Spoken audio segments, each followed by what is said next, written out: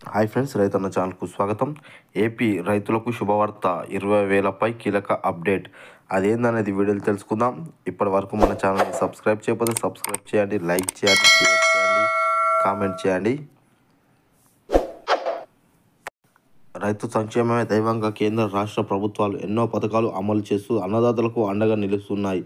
ఇందులో భాగంగానే AP Kisan Yojana scheme వచ్చింది. రైతులకు ఆర్థిక సాయం చేస్తుంది కేంద్ర ప్రభుత్వం. ఈ నేపథ్యంలోనే తాజాగా ఈ పథకానిపై కీలక అప్డేట్ బయటకొచ్చింది. ఏపీ పీఎం కిసాన్ యోజన 2019 సంవత్సరంలో ఎంతో ప్రతిష్టాత్మకంగా ఈ పథకాన్ని ప్రారంభించిన నేటికి అమలు చేస్తున్నారు.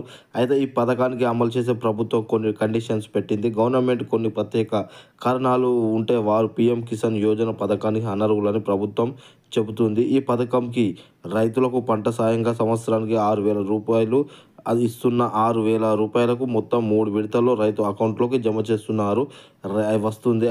కేంద్ర ప్రభుత్వం April, July, August, November, December, March సమయాల్లో ప్రతి విడతకు ఎకరానికి 2,000 చొప్పున ఈ కేంద్రం ఈ ఆర్థిక సాయాన్ని అందిస్తుంది. ఈ రీసెంట్గానే పీఎం కిసాన్ 17వ విడత నిధులు కూడా రిలీజ్ చేశారు.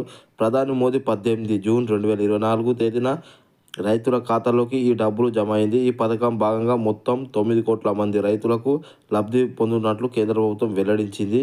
దీంతో ఇప్పుడు ప్రజలంతా 18వ విడత నిధుల కోసం ఎదురు చూస్తున్నారు. అయితే ఈ నిధులు అనుకున్న దానికంటే ఓ నెల ముందుగానే రిలీజ్ చేయబోతున్నట్లు తెలుస్తుంది. మొదట అక్టోబర్ నెలలో ఈ ఫండ్ రిలీజ్ చేయాలని ప్లాన్ చేసింది ప్రభుత్వం. ఇప్పుడు రైతులకు మేలు కలిగేలా సెప్టెంబర్ నెల చివరి వారంలో ఈ ఫండ్ విడుదల చేయనున్నట్లు తెలుస్తుంది.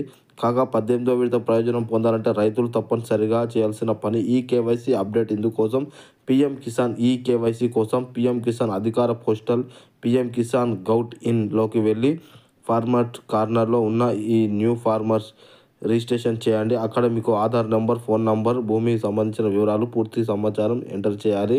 అనంతరం గెట్ ఓటీపీ క్లిక్ చేస్తే అప్పుడు మీకు మొబైల్ నెంబర్కి ఒక ఓటీపీ ఎంటర్ అవుతుంది.